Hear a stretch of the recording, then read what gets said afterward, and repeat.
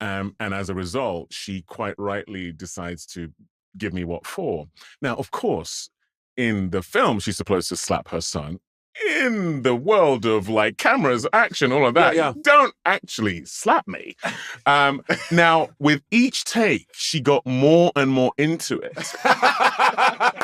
And she has probably reserves of anger about things in her life that she wants to get out. I could feel her dragging up things that were helping her tell the truth. Yeah. And what was happening? What's funny is your career, your start as an actor was, as all the best things are, a little bit accidental, because you said I've heard that there was or read that there was a subway strike happening, and you think that this contributed to you becoming an actor. And I'm curious, how does that happen? Well, because I was at this youth theater group that I'd only attended because I fancied this girl who, you know, I don't know that she knew it. And I just kept on going for her. But I was very shy, and we were rehearsing a play, and I would always just sit, you know, hoping I would maybe be in the chorus or something so that I could keep seeing this girl. And then one day there was a tube strike, like a subway strike, and the three guys who were being touted to play the lead were all stuck on trains. And so the director said to me, "Oh, David, just read in, and you know, while we wait for the guys to arrive, For the real actors to come." Literally, literally. And I very much thought of them as that. And I had the page, and I guess I just did it the way I thought it should be done. And I finished this speech, and the room just went completely silent. And I thought, oh, it was that bad. Yeah. It was that bad that these people are speechless with how bad it was. And then 3 days later, I was cast in the lead of this play. And although I didn't understand the significance of it at the time, this youth theatre was at the National Theatre, like the Royal National Theatre of Great Britain on the South Bank in London. And so the very first thing I did was playing the lead on what was then the Cottesloe stage. It's called the Dorfman Theatre now, at the National Theatre. And it literally happened because that day those guys didn't turn up. Wow. If I had been one of those guys, I would have suspected. And it's not just that, and I don't know if I've mentioned this to you before, but over the years, after the 30s plus years that I interviewed people, I've always noticed that it's not a rule, but it happens about 95% of the time, that people from the United Kingdom, actors, are also sort of charming storytellers. And I have not found that to be true in other places, where someone can be a terrific actor, but it's almost like it's something in the water, or it's something that's prized and respected that in Britain, you know, Scotland, Wales, whatever, you have to be, or Ireland as well, you must be a good actor, but you must also be a raconteur. And it's almost like that is taught when I know it's not. Yeah. But I think it's very much the rule. It actually is taught, because you're around these actors who, there is a tradition of it, actually. And as a young actor, what you're looking for is to sit at the feet of a Judi Dench, or as I did with Judi Dench, or Alan Bates, or Ralph Fiennes, or Kenneth Branagh. You know, these are people I literally had the opportunity to work with. Like, I did a film called As You Like It with Kenneth Branagh. I did a show with Judi Dench. I did a show with Alan Bates. I worked with actors who were awe-inspiring when you were on stage with them. They had mastered the craft. And what I mean by that is, when you get on the Royal Shakespeare Theatre stage in front of, I think that stage is about 1,500 people, or on the Olivier, which I think is maybe 1,200 people. When you see someone be nervous in the wings, someone who you watched in the rehearsal room playing with language like Shakespeare that is 4 to 5 times our vocabulary, and finding their way to the truth of it, finding their way to the meaning of it, and finding different interpretation time and time again, and then watching them nervous in the wings before they go on and become supernatural on that stage. When you're around that enough, it gets on you. And then when you're with them after the fact, and they're talking about when they were on stage with Gielgud or Olivier, or because there is something, and this is more in the British tradition, it is lauded, it is something that is celebrated, and it is a tradition that is very much outside of financial remuneration. The gift is the doing of it. And I think that in and of itself creates this aura of camaraderie and being part of a tradition that has been ongoing. And so there is something, and I sound so pretentious saying this, but there is something celestial about, I remember being 21, 22, being in a rehearsal room with a guy who had been on stage with Olivier and just going, okay, just soak it all in.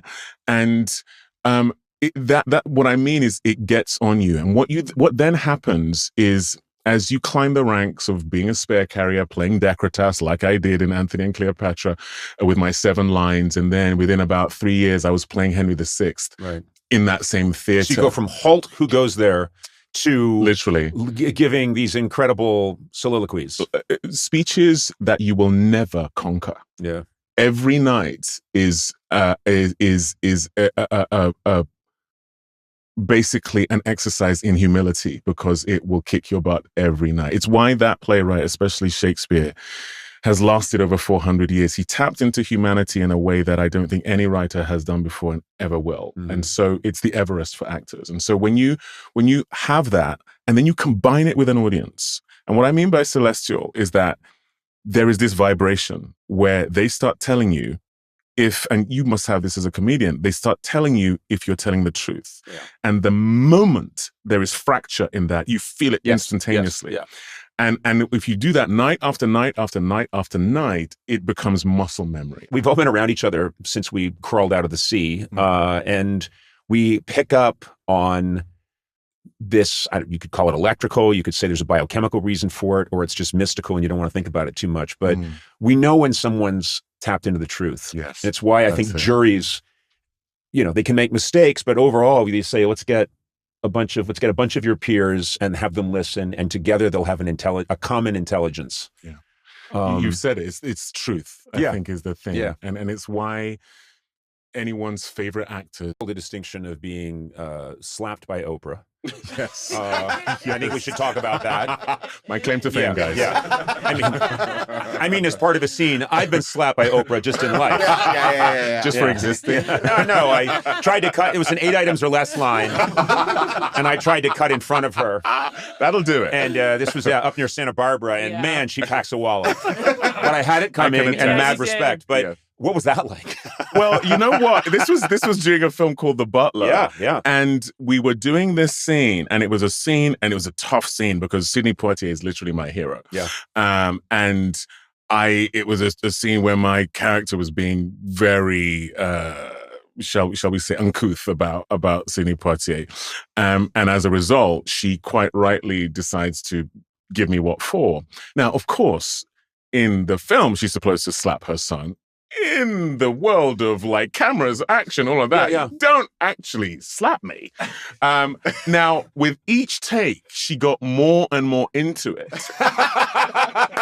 And she has probably reserves of anger about things in her life that she wants to get out. I could feel her dragging up things that were helping her tell the truth. And what was happening is, so initially, I couldn't feel any wind as she went. And it started like, I was like, each time she does this, so I could feel she was getting ever closer each and every time. And the very last time, she got the end of my nose. Oh, okay. It wasn't a full slap, but it was the moment where I went, I think we got it. I think we got it, guys. I'm just going to mention, I don't know if this occurred to you, she has deep pockets. There's a lot of money there. So I've heard. Yeah, and you could say my nose, I don't think I can act again. I use the tip of my nose a lot. And then she's living at the Motel 6, and you're living in her house. This is where you go. You go straight for the lawsuit. This is America. This is America, and that's all we do is sue the shit out of each other. You sooner, damn it. All the billboards. You could call Sweet James. Sweet James. Yeah, that's the guy. That's what that is. That is. Oh, his billboards are everywhere. Sweet James.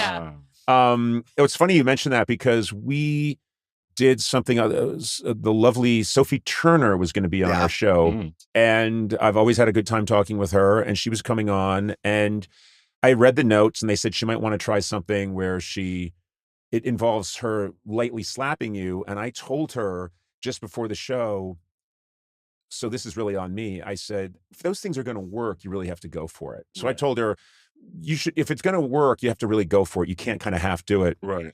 So, and I'm not thinking. So we get to that part of the show and it's on tape, but I'm standing up and Sophie just lets me have it. She's a very strong woman. Yes. You took a shot of tequila first. I took a shot of tequila first, and then she hit me, and you can see I'm just, I went to a different place for a while. Yeah. For a while. I've That was traveled a through hard time. slap. I met many famous people. And then I came back all in an instant. Just go. Not much time.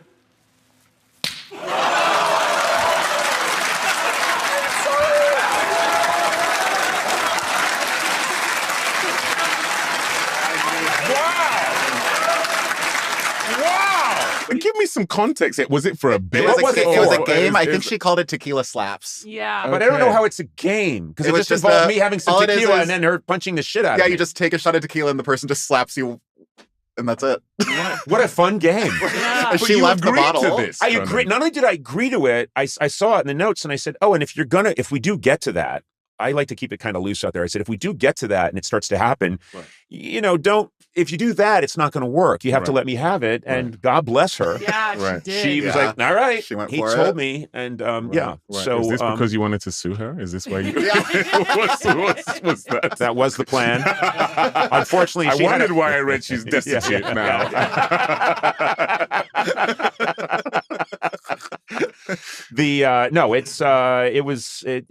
It is something to be in that moment where you're hit, which doesn't happen. Were you ever punched at all as a kid, or were you ever in a fight? Yeah.